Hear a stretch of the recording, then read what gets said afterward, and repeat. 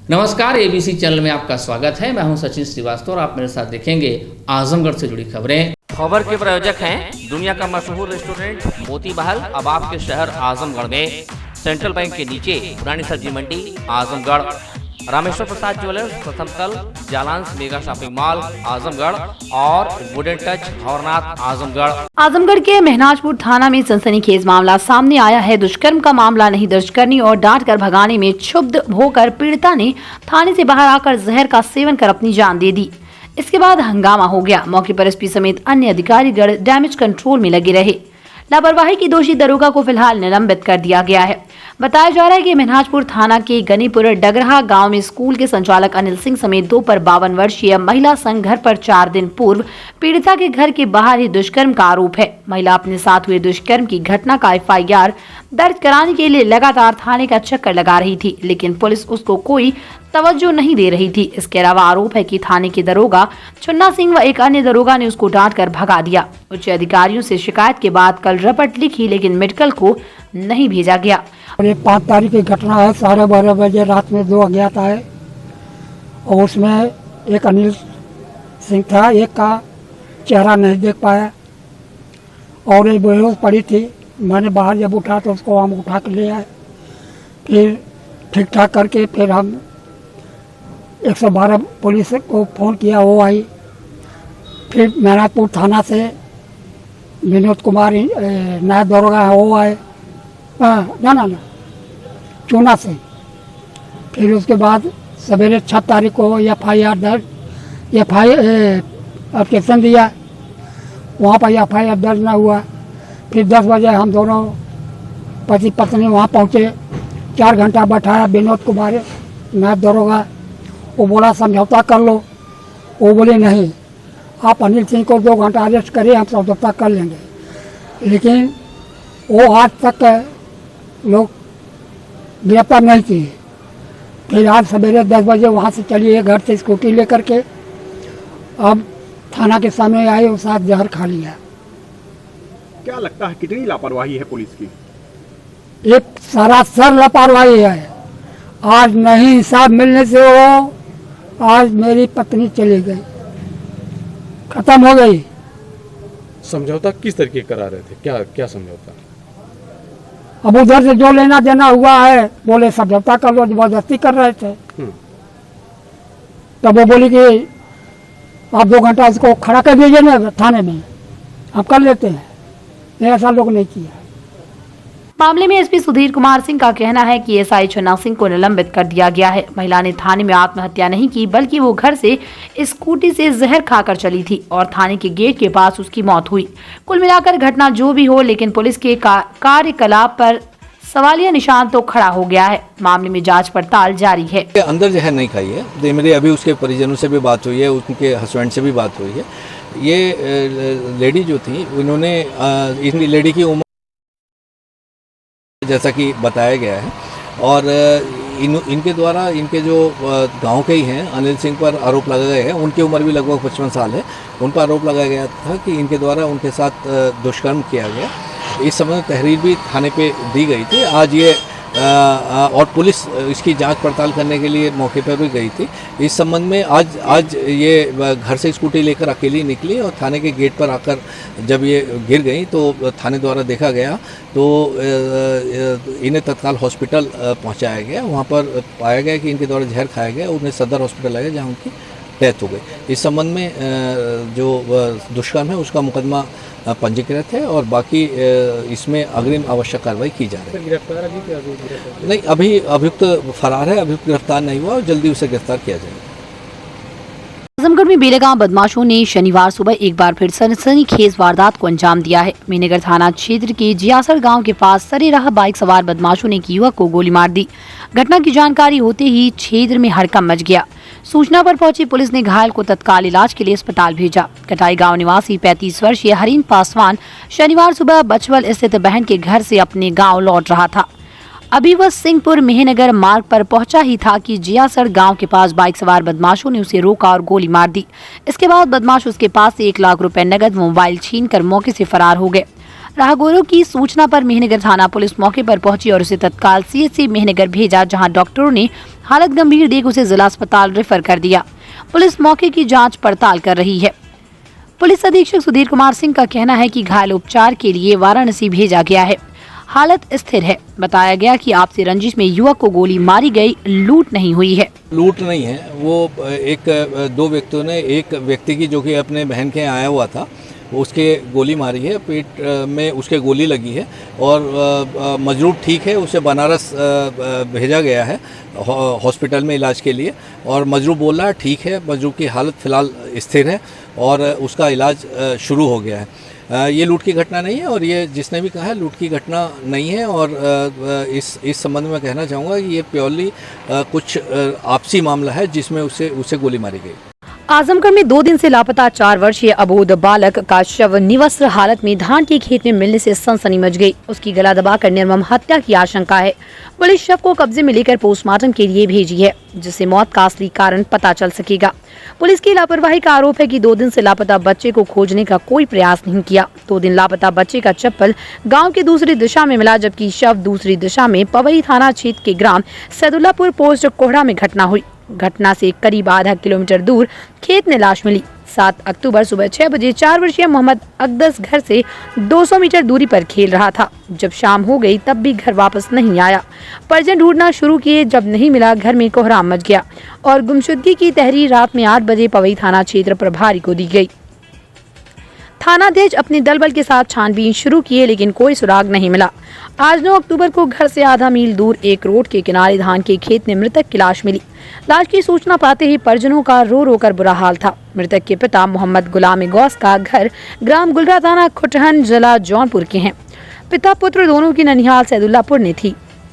बालक अपनी मां के साथ ननिहाल रहता था, जबकि उसके पिता अभी बाहर पढ़ाई कर रहे हैं। इनकी पत्नी नासिरा का तो रो रो कर बुरा हाल हो गया। घटना की सूचना पाते ही पवई थाना प्रभारी CO Phulpur SP RA PSC बल मौके पर पहुंची। डॉग स्क्वाड भी मौके पर पहुंचकर छानबीन किया, लेकिन कोई सुराग नहीं मिला। मृतक के पिता का बयान है कि उसके ससुराल के लोगों का प्रधानी के चुनाव को लेकर दूसरे पक्ष से दुश्मनी है। इसके अलावा बच्चे की मां अपनी पिता की इकलौती संतान है।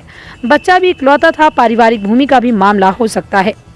बारिश के कहर से राहत मिलते ही नदी का जलस्तर अब धीरे धीरे घटने लगा है। बाढ़ प्रभावित क्षेत्र के लोगों की चिंता भी पानी के घटने के साथ साथ घटने लगी है। हालांकि अभी भी शहर के कई निचले इलाकों में जल जमाव की समस्या पूर्वतः बनी हुई है। लोगों को फिलहाल कोई राहत मिलती नजर नहीं आ रही है। लोग प्रशासनिक मदद की बाट जोड़ रहे हैं। वहीं दूसरी तरफ प्रशासन का दावा है कि मोहल्लेवार टीमें बनाकर लोगों की जल जनित समस्याओं का समाधान किया जा रहा है। जल जमाव से प्रभावित मोहल्लों की निरंतर मॉनिटरिंग की जा रही है। यहां से पानी को पंप के जरिए लगातार निकाला जा रहा है। जिलाधिकारी राजेश कुमार ने बताया कि मोहल्लेवार लगाई गई टीमें दवा का छिड़काव व वितरण कार्य कर रही हैं। बागेश्वर नगर में जल जमाव की समस्या रह गई है, वहां से भी जल्द ही पानी पंप आउट कर दिया जाएगा। पानी निकालने का प्रयास किया जा रहा है। केवल आपके बागेश्वर नगर वाले में पानी की समस्या बनी हुई है, बाकी सब जगह लगभग पानी खत्म हो चुका है। और शुभ संकेत ये है कि नदी का स्तर भी काफ़ी घटा है। तो अगले 2-3 दिन में नदी का स्तर भी और घटेगा और साथ साथ हम ये पानी जो वहाँ से पंप आउट कर रहे हैं उसको भी पंप आउट करने की पूरी वो कर रहे हैं। साथ में जो हमने टीमें बनाई हैं, जो कि जहाँ जहाँ पानी जल जमाव था शहर में, उन टीमें घर घर जाके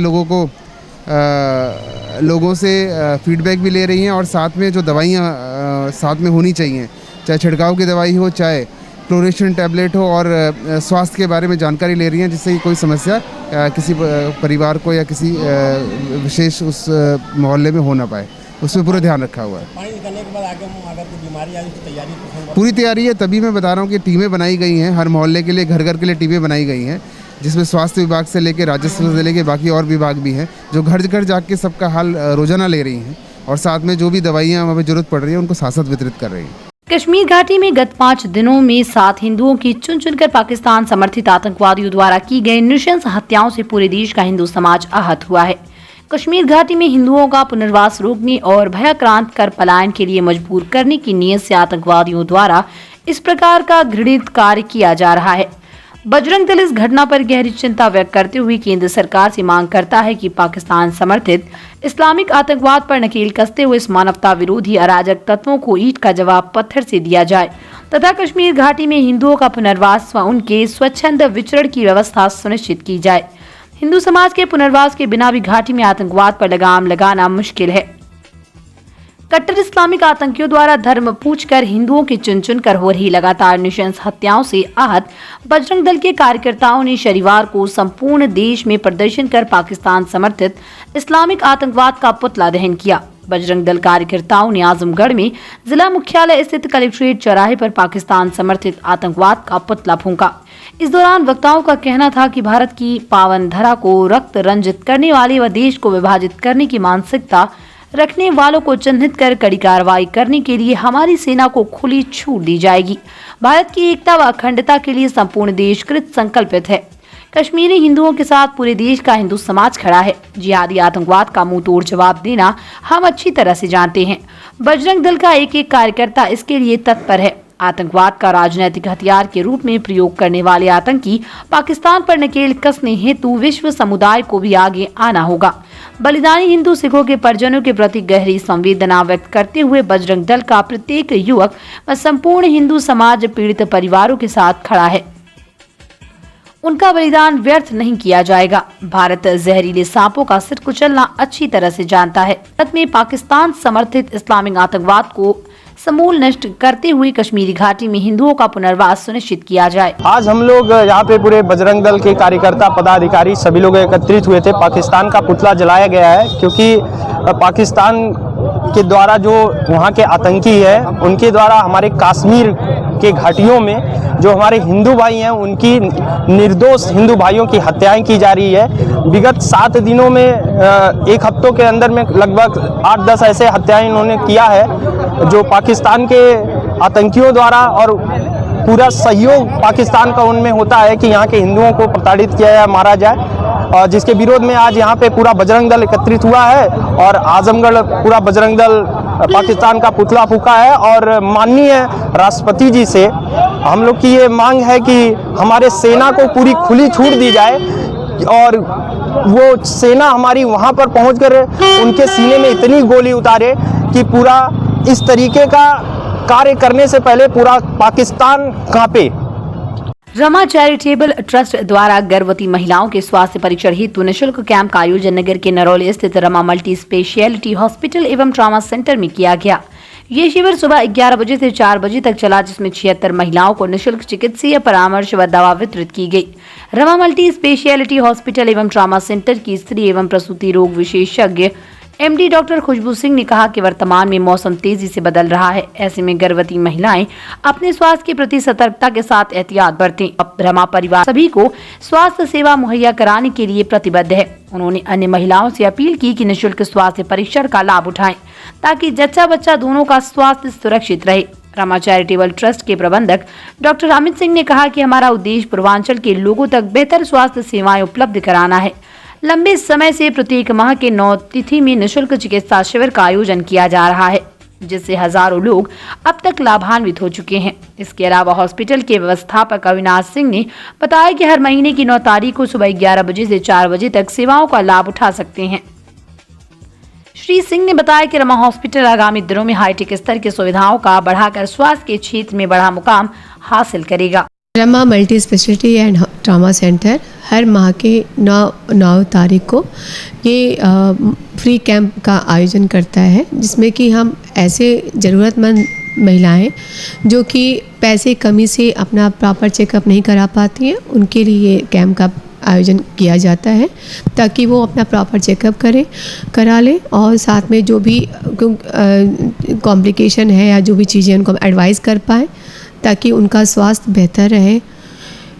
गर्भवती महिलाओं में रूटीन चेकअप बहुत ज़रूरी है, जो कि आजकल के इस ज़माने में भी लोग इसकी महत्ता समझ नहीं पाते हैं, क्योंकि सारे कॉम्प्लिकेशन होने के बाद अगर मरीज हमारे पास आता है तो हम कुछ कर नहीं पाते। कुछ तो बच जाते हैं पर कुछ को हम नहीं बचा पाते। तो अगर मरीज़ शुरू से ही प्रॉपर डॉक्टर के संपर्क में रहता है, अपना ब्लड प्रेशर, शुगर, खून कितना है, खून की जांच, सोनोग्राफी हर चीज़ कराता है, तो उसके हिसाब से आप प्रिपेयर रहते हो और ड्यूरिंग डिलीवरी कॉम्प्लिकेशन कम से कम होती है, और जो ये मृत्यु दर है जो गर्भवती महिलाओं में ड्यूरिंग डिलीवरी होती है उसको हम रोक सकते हैं। इसलिए आपके लिए बहुत है वो है, अगर आप नहीं आ पाते हैं, अगर पैसे की कमी है, तो अब हर माँ के जो भी प्रेग्नेंट लेडी है उनसे मैं ये रिक्वेस्ट करूँगी कि जान से बढ़ के कुछ नहीं है, ठीक है, बस आपको खर्चा जो है वो आने जाने का ही लगेगा किराया, यहाँ पे आपसे कोई शुल्क नहीं ली जाएगी। अब हर माह के 9 तारीख को हमारे पास आइए, एक आपका फ्री चेकअप हो जाएगा, उसके हिसाब से आपको बता दिया जाएगा ताकि आप अलर्ट रहेंगे। हर मासिक के 9 तारीख को आप आके रूटीन चेकअप में रहिए ताकि कोई कॉम्प्लिकेशन ना हो, और आपकी जान से कीमती कोई चीज़ नहीं है। अभी जो हर जगह बाढ़ की वजह से एक तो पूरा जो है खान पान आपका दूषित हो चुका है, और इसकी वजह से इस समय डायरिया के पेशेंट हमारे पास बहुत ज़्यादा आ रहे हैं। कुछ मरीजों की तो मैं सुनी होंगी डायरिया से मतलब मौत भी हो चुकी है। और यहाँ भी जो पेशेंट मेरे पास आ रहे हैं वो 20 गर्भवती महिला एक 5 मंथ प्रेगनेंसी के, इसको 20 से 25 डायरिया हो रहा था। तो ये मेन चीज़ हमारा होता है कि इस बाढ़ के समय में खान पान में इन्फेक्शन बहुत कॉमन होता है। तो इसके लिए एहतियात के तौर पे आप पानी जैसा भी पीते हो, चाहे वो हैंडपम्प का हो या आरओ का हो, उसको अच्छे से बॉयल कर लें, उबाल लें, ताकि जब गंदगी ख़त्म हो जाए फिर इसको ठंडा करके इसको छान के पीजिए। ये चीज़ पहली चीज़। दूसरी, इस मौसम में आप कुछ भी बाहर का, दुकान का, ठेले का ना खाएं पिएं। तीसरी चीज़, हाथ का बहुत ध्यान रखें, सफाई का बहुत ध्यान रखें, हाथ धुल के ही खाना बनाएं और हाथ धुल के ही खाना खाएं। और सबसे बड़ी चीज़, आप जो कि हमारे प्राइम मिनिस्टर जी भी इस पर काम कर रहे हैं, आप लोग भी ध्यान दीजिए, खुले माहौल में शौच वगैरह से परहेज करें, क्योंकि उससे भी आपको जानलेवा खतरे हो सकते हैं। इसलिए, और इस मौसम में ख़ास तौर पे जब इतना बाढ़ग्रस्त है हर जगह, तो वहाँ पे आपको थोड़ा सा इस चीज़ों को परहेज करना पड़ेगा, क्योंकि आपके जीवन बहुत ही अमूल्य है। और ये डायरिया को हल्के मत लीजिए, क्योंकि इस डायरिया से कई लोगों की मौत भी हो रही है। इसलिए आप सफाई का बहुत ध्यान रखें। सफाई का ध्यान रखेंगे तो आपकी जो है, आप इस तरह की चीज़ें आपको नहीं झेलना पड़ेगा और आप स्वस्थ रहेंगे, सेफ रहेंगे। युवा कल्याण एवं प्रांतीय रक्षक दल विभाग आजमगढ़ द्वारा जनपदीय युवा उत्सव के अंतर्गत आयोजित सांस्कृतिक प्रतियोगिता शनिवार को Pratibha Niketan senior secondary school में संपन्न हुई। प्रतियोगिता का शुभारंभ जिलाधिकारी राजेश कुमार द्वारा मां वीणा वादी की प्रतिमा पर माल्यार्पण एवं दीप प्रज्वलित करके किया गया। इस अवसर पर विभिन्न विद्यालयों के छात्र व छात्राओं ने लोकगीत, लोक नृत्य, लोक गायन की कई यादगार प्रस्तुतियां दी, जिन्हें देखकर जिलाधिकारी सहित उपस्थित सभी लोग मंत्रमुग्ध हो गए।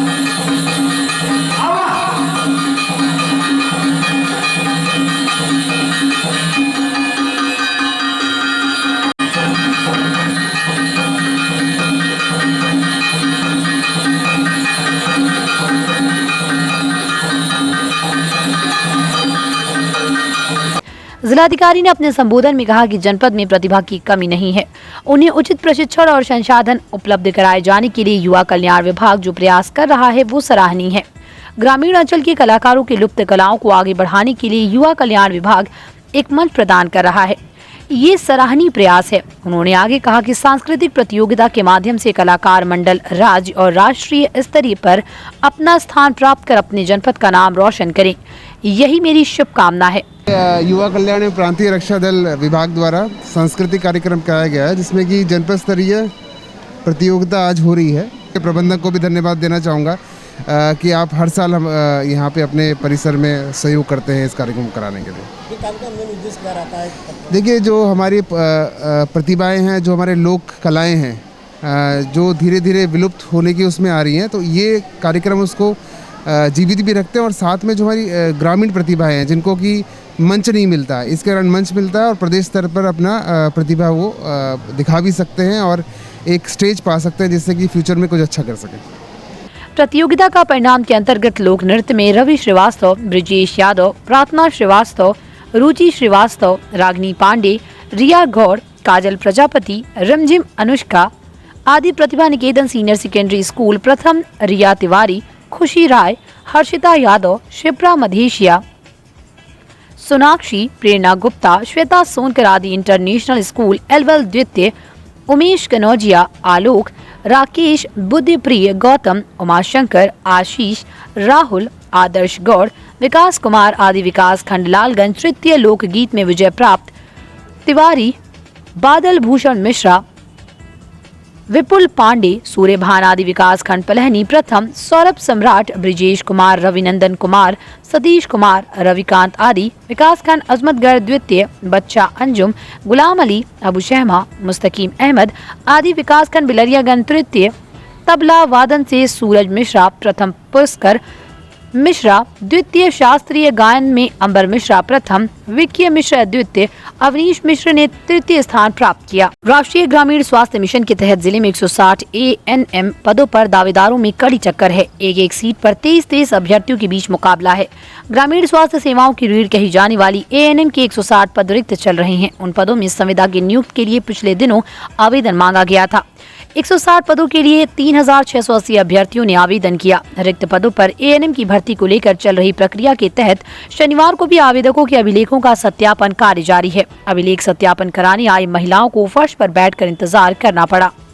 यहाँ पे एक्चुअली शासन ने ANM की वैकेंसी निकाली थी, जो शासन से ही नियुक्ति होगी, लेकिन शासन ने क्या किया है, हर जिले वाइज समस्त कैंडिडेट को अपने अपने जिले में डॉक्यूमेंट्स वेरिफिकेशन के लिए भेज दिया है। ये कलेक्ट्रेट में इस समय कलेक्ट्रेट के हॉल में डॉक्यूमेंट्स वेरिफिकेशन किए जा रहे हैं। कितनी संख्या है? टोटल आजमगढ़ की जो है 3680 के आसपास है, जो हम लोग डे वाइज 6 तारीख से लेकर के 12 तारीख में बांट रखा है। 500-600 की संख्या डेली आ रही है, उसका वेरिफिकेशन किया जा रहा है। क्या चेक किया जा रहा है इसमें? आधार कार्ड से लेकर के हाई स्कूल की मार्कशीट, इंटर की मार्कशीट, ANM का सर्टिफिकेट जो है और एक्सपीरियंस सर्टिफिकेट है, आधार कार्ड है। इनका क्या कार्य रहेगा? इनका वही जो गांव में ANM वर्क करती हैं, टीकाकरण कराना, फील्ड में जा कर के और सर्वे करना कि कहीं एपिडेमिक वगैरह तो नहीं फैली है, इस तरह से उनका जो है सब सेंटर वाइज काम रहेगा और शासन उनको इन सबको नियुक्त करेगा। कितनी जगह खाली है? आजमगढ़ में 160 आजमगढ़ में जगह खाली है।